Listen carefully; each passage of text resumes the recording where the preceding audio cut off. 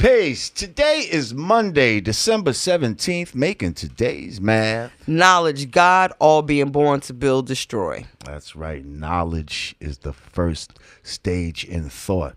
It's the foundation of things in existence. God is that supreme intelligence manifested from that thought. And build, destroy, build is to add on to positive, and destroy is to take away from negative. Peace to the gods and earths. All right, check it out, Godcast. Yanadameen Godcast, we're back. And apparently, y'all bought some motherfucking BlueChew pills. How about y'all? Clap it up for y'all. A lot of baby making. A lot of baby making. Yo motherfucking shit looking like Superman on that first date. And you was pounding her back out all crazy with them BlueChews. If you don't know what BlueChew is a sex enhancement pill with the same ingredients that you can find in Viagra or Cialis.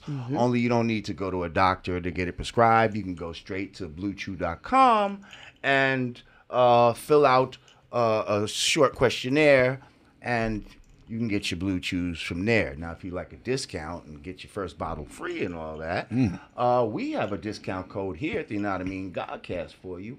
It's HUSTLE. HUSTLE. That's right. HUSTLE, all caps. Go to the website, put in the discount code, and you get the first, I think you get your first bottle free. How many's in the bottle? Well, there's different ones that you can get. You know what? Anyone that makes me hard as a cement rock statue, it doesn't matter. There's different plans that you can select. There's a $20 a month plan, $30 a month, $50.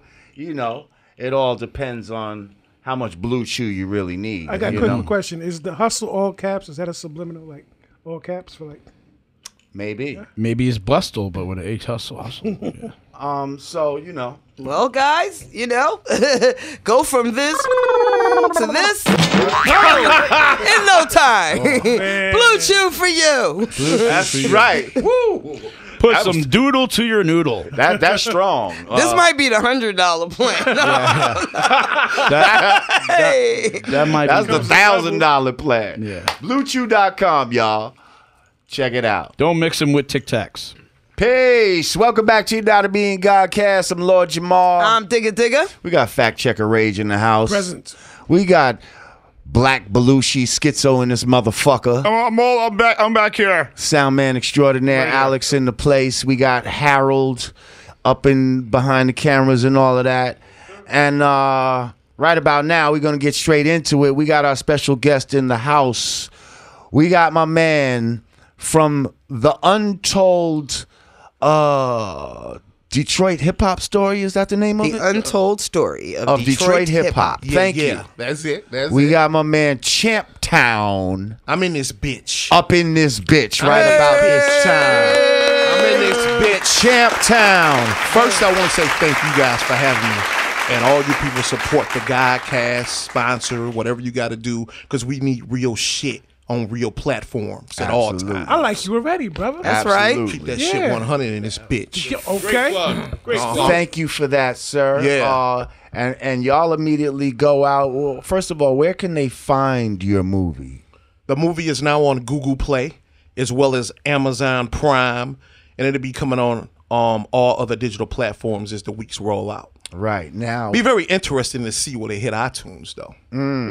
Very interesting to see okay. And well, we'll get into a minute why that will be interesting.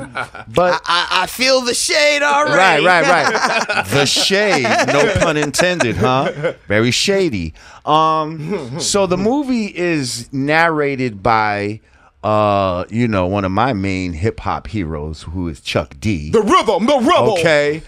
Without a pause, I'm lower in my level. One of the strongest, most prolific voices in hip hop. Shout out to Chuck D. That's right. How did you even get Chuck to do something like this? That must have been just a great windfall for you? Like, I was kind of simple and easy to a certain point. No ego.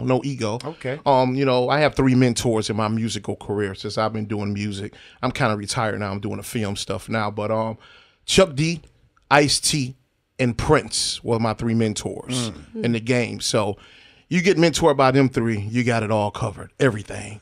I just called Chuck, to keep it 100 because it seemed like they were going to let hip-hop history go down in a bullshit fashion. Like, are you guys really going to let the world think that this shit starts and ends with Eminem? Like, is this really about to happen here? I was slightly offended because I'm the motherfucker that brought Eminem in the game. And just to see that they were just trying to start hip-hop in Detroit in like 97, 98 before he got his record deal when I've been doing this shit since 82. So it was like, okay, this is not going to happen. I called Chuck up like, yo, I'm about to do a documentary. Will you narrate it? He was like, you're the only motherfucker in Detroit can do that documentary. Yeah, that was it. It went down just like that. The one thing I know about Brian is his word is his bond. Champtown laid the foundation for anybody who came up off of Detroit rap. This is the truth. This is the truth. This is the uncut Detroit hip hop. The true motherfucker. Next question. You don't need to be at the top to be efficient, man, to be able to take care of your family.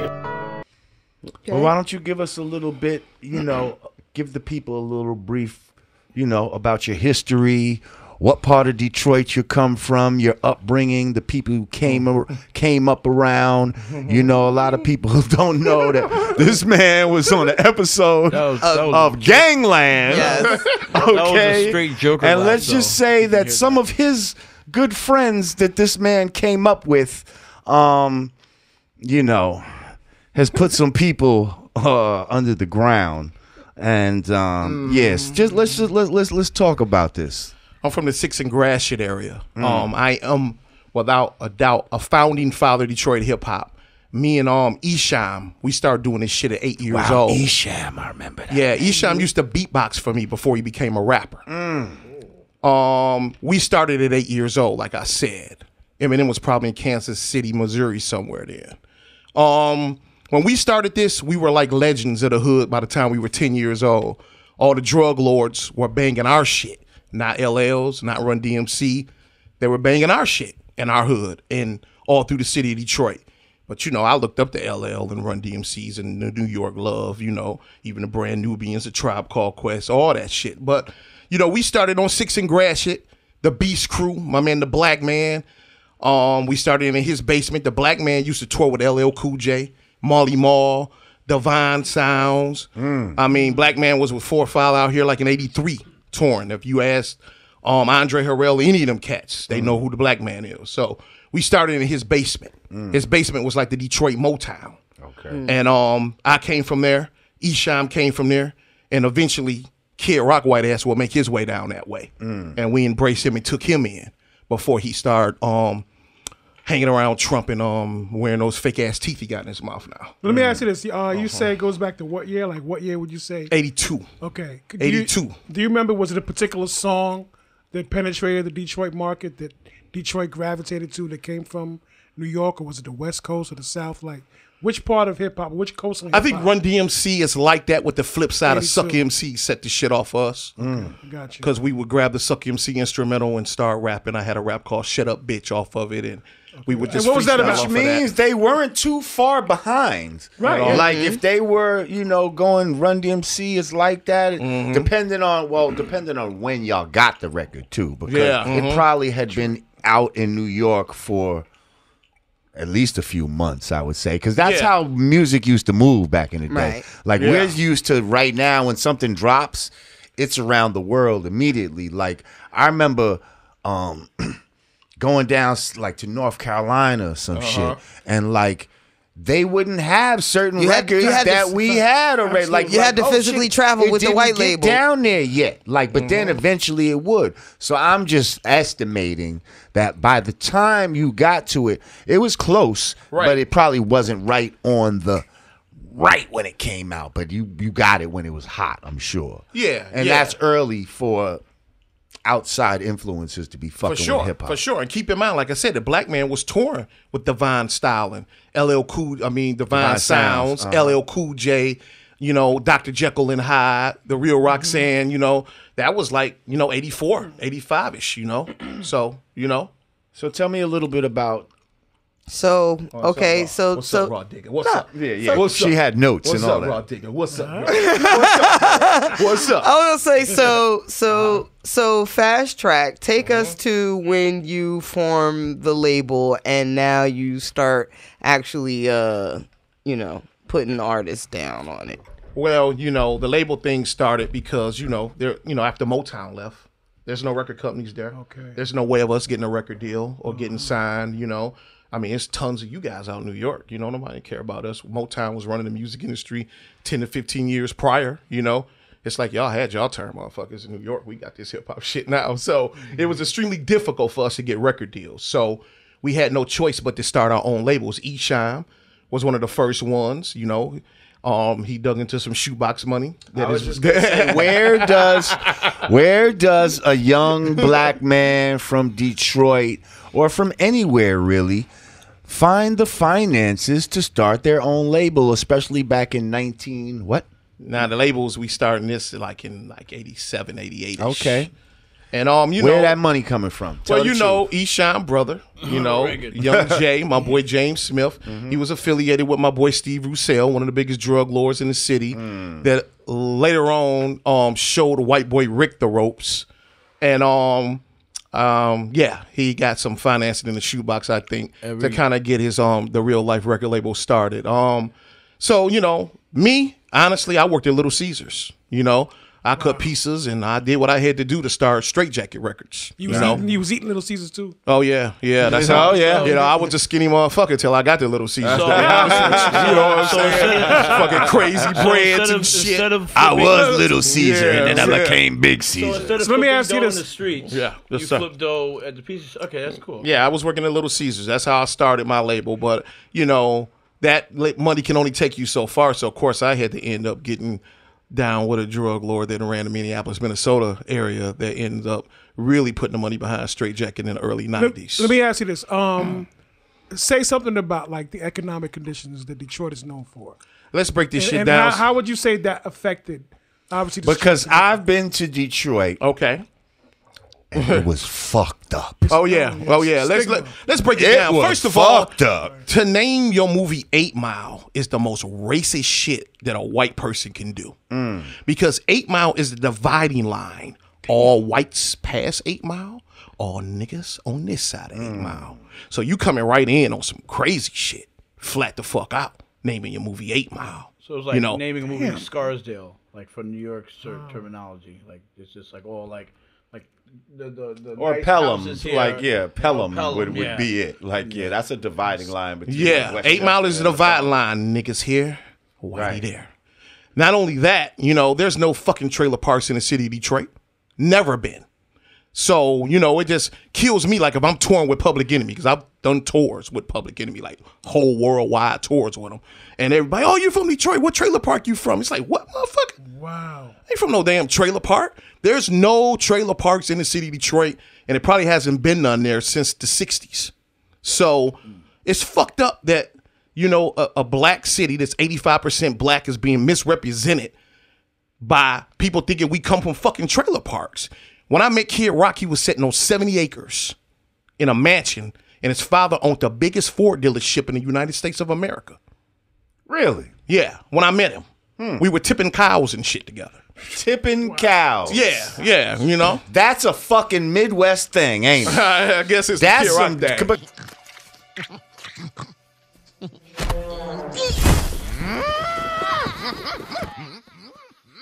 That's called cow tipping. Because I've heard of that shit. Yeah. These motherfuckers go out and because cows sleep standing up. Yes, Yep, that's and correct. you go out in the field at night. That's right. And you push them over for fun. Is Yeah. And they have a hard time getting up. Is that what goes on? That's what was going on. So Kid the Rock showed humor me that was lifestyle. watching So, him get up. so I give Kid Rock his props. You know, he showed me the white style of things. I'm not going to sit here and perp to y'all. You know, I'm able to penetrate and go into big boardrooms. And a lot of things I learned from fucking around Kid Rock showing me the white world. And we took him in and showed him the black world. And things were supposed to be a little different. And, you know. Well, once who do you again, think benefited more? You know who benefited more. And see what I'm saying? It's like we were a crew. We were the Beast Crew. Kid Rock was a member of the Beast Crew. And, we all took him in like a brother. Kid Rock was considered a white brother of mine, And once the money and the deal started going, it was shut this guy down, make sure he don't get the deal, me. That bullshit came with it, It's very unfortunate, but that's how it went down. But hey, ain't no one's bitter. Everyone's good. Everyone's got talent. It's not nobody looking for no fucking handouts from these white guys that got in position. We help you get in position. It's supposed to be a crew thing. That's what the fuck you supposed to do. Reach back out. If everybody is talented, put them in a position. Period. Point blank. On the flip side of that, because I'm a flip sider. Flip mode. Why is it that we brothers? Okay, so we let them in, take them in. That's right. But what is going on in our heads? This is gonna be our cash cow, and then we're suddenly like, oh my goodness, they did what they normally do by nature. You know what? I don't think that's the issue with me. I think the issue with me was. I mean, I just feel like to me this is just like a common theme. This is a little different. My story is a lot different from anybody's because, unfortunately, all my boys became professional hitmen for hire.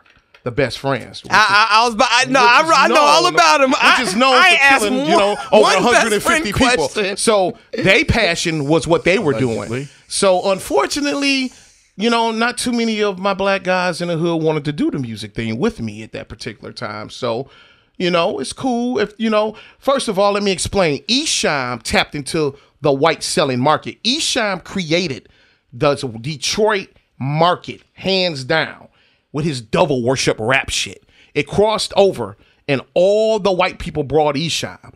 All the rappers that sold records tapped off of Esham. Esham created Detroit selling base. That's what I tapped into.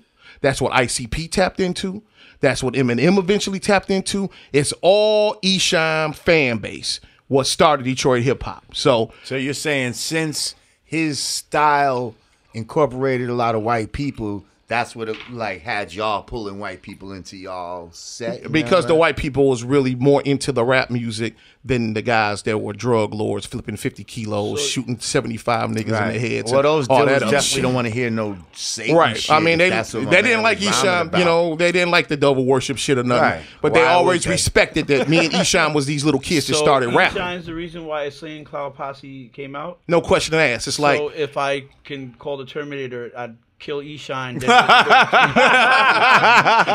dude's great. I would love to do that. Well, what it is the black man had the heart that allowed Kid Rock to come into the hood. Okay. Esham allowed ICP to come into the hood. And it was me that took on Proof and Eminem.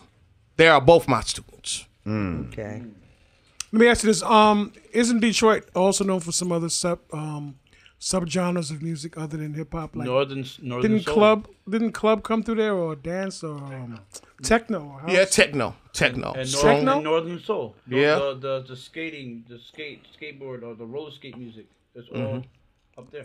Yeah, One Way, all that bounce rock shit. And last thing, what's the controversy with y'all mayors, man? Like, hey, it's like they be shutting the government down. Like, what is that? What's that about? When's the last time you drank your water? I mean, I remember being Detroit's water good. I remember being in Detroit one time, and it was a Saturday night. We stayed downtown, like right up the block from, what's that, the Greek or whatever it's called, and it looked like a fucking ghost town. It was. It looked like a ghost town. It was Saturday night, 10 o'clock, and you right downtown. You don't no cars, no people, nothing.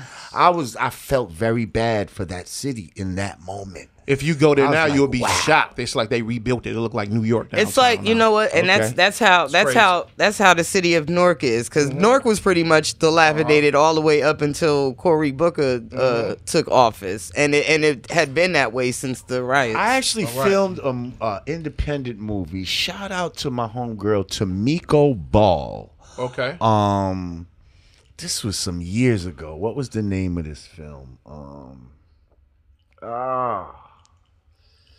I forget. It'll come to me later. But yeah, so I stayed like a week or something. I got to see Like what you got? What's it called? Sherwood Forest? Is that what it's called? That's Detroit, yeah. Okay, so that's like a rich part of Detroit, but it's black people, but it's nice. But then like you riding through and you see all these nice houses, and all of a sudden it just switch. Yeah. Then you just in the fucking hood. Yeah. But I'm talking, one of these cribs, you probably know what I'm talking about. They said it was like a reverend or something. His house looked like a fucking high school or some Bishop shit. Wayne T. Jackson. There you go. We rode This by. motherfucker sells shoes. He sells gators. He sells suits. He Am I sells- lying when I tell you his crib looked like a fucking high school? He sells caskets. Wow. You know, he brought John Sally old mansion. Yeah. Yeah, this crib was big as fuck. Wayne T. got about 30 rooms in it or some Right, shit. and so you drive through there, but then who needs you that go a many little bathrooms, further, and now you just it just switches real quick, and now you in the hood, and like shit is just looking like, you know what I mean, like real crazy. Like, and some of this shit looks like, you know, because Detroit had the riots and all of Oh, that. yeah. It never recovered. That's what I'm saying. A lot of it looks like it never recovered. recovered. And Yeah. Newark was the same way for a very long time. You know, a couple years ago, you get a house in Detroit for like $2,000. Wow. And then put like 8,000 in it, and you got a new house. Right. And you know, they was doing that, but the Japanese people and all these other people just came and was buying blocks. Give me house. Buying Give me block and block and block. Give me blocks. So I saw a funny story What's up? of an artist named Joe C. Joe C. Yo, straight out of Detroit, y'all. It's the J-O-E to the C. Let's rock the party with Kid Rock. Oh no, it's a lost child. Don't worry, folks. I'll tackle him. Hey.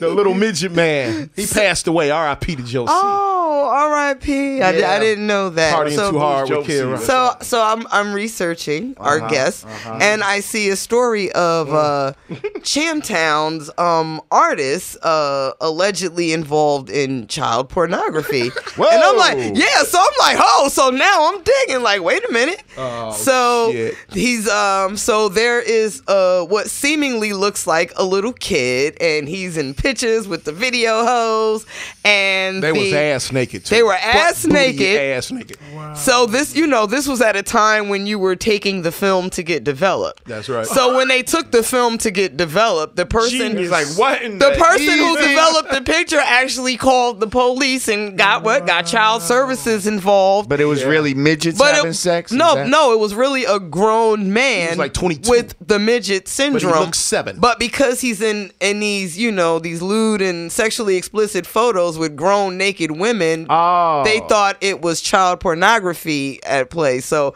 tell us were there any legal ramifications, or what was how did all of that ultimately go away? They thought they had me. They really, they were Yeah, real confident. no, they were on him. Champtown. they thought he was spearheading some child pornography ring. I was loving it. I was laughing at these motherfuckers. They was like, yeah, just come on in, just turn yourself in, make it easy, nigga, basically. Like, you're done, We got you for child pornography. There's no going around it. We got over 150 pictures, blah.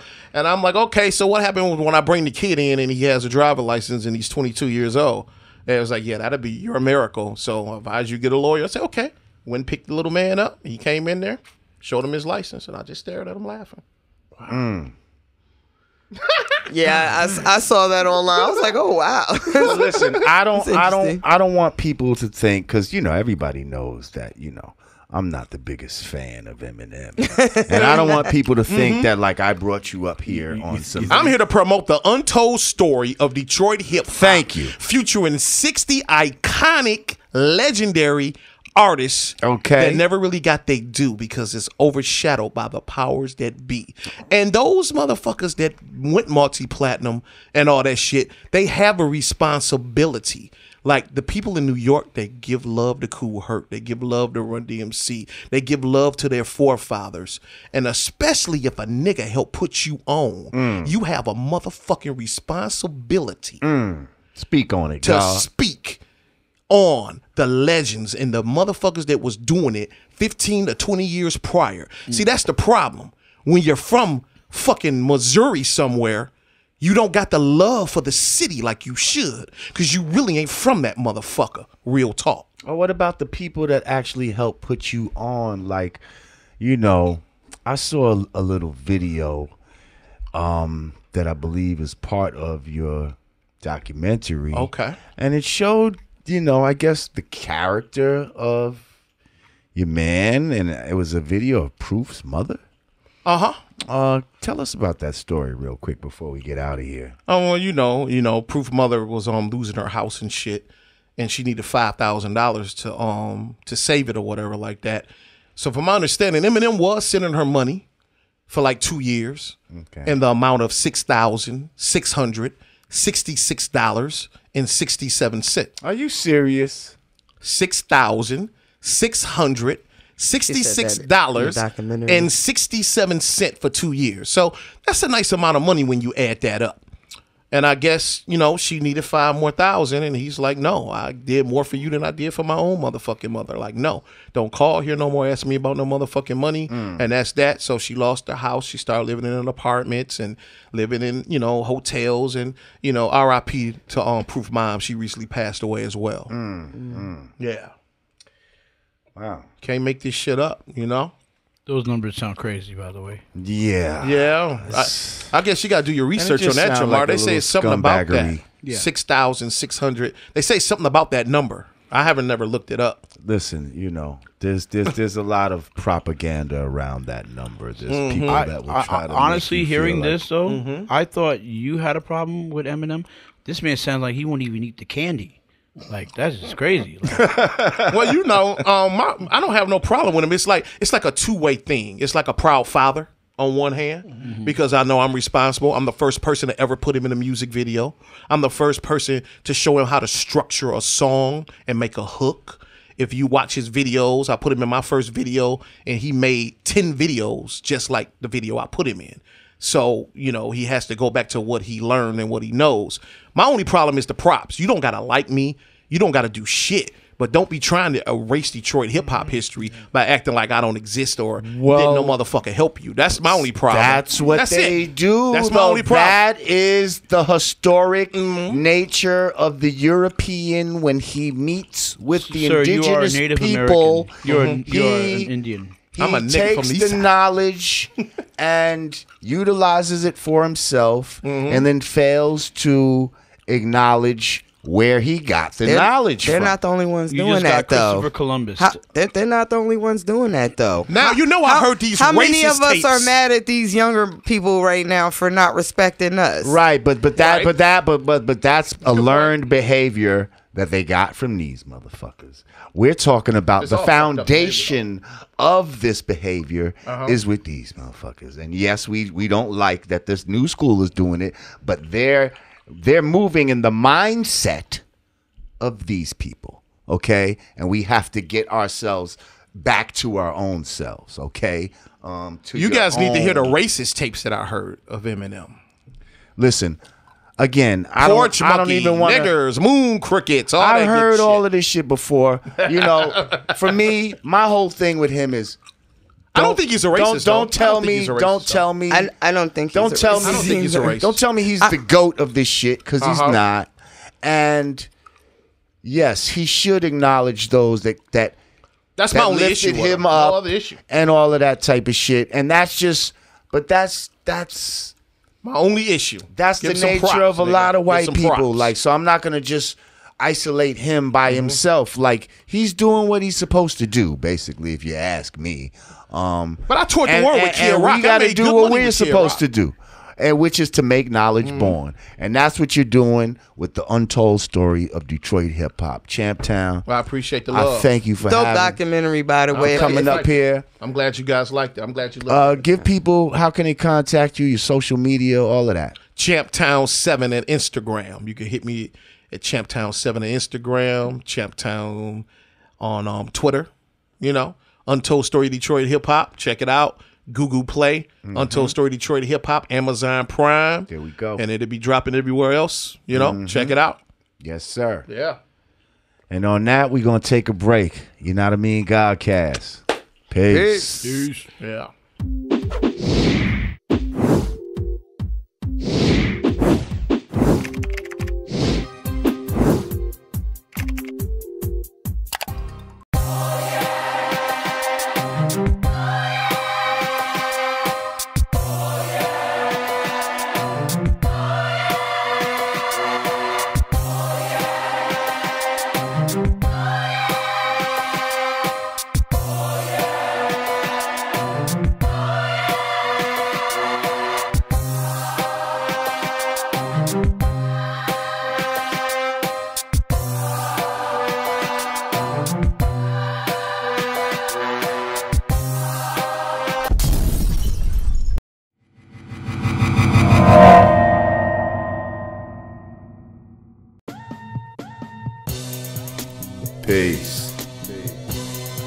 absence of all confusion.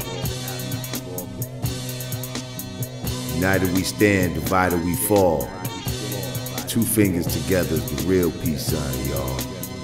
Brand Nubian peace gear, hoodies, t-shirts, snapbacks, available at hoodg.com. Get yours today.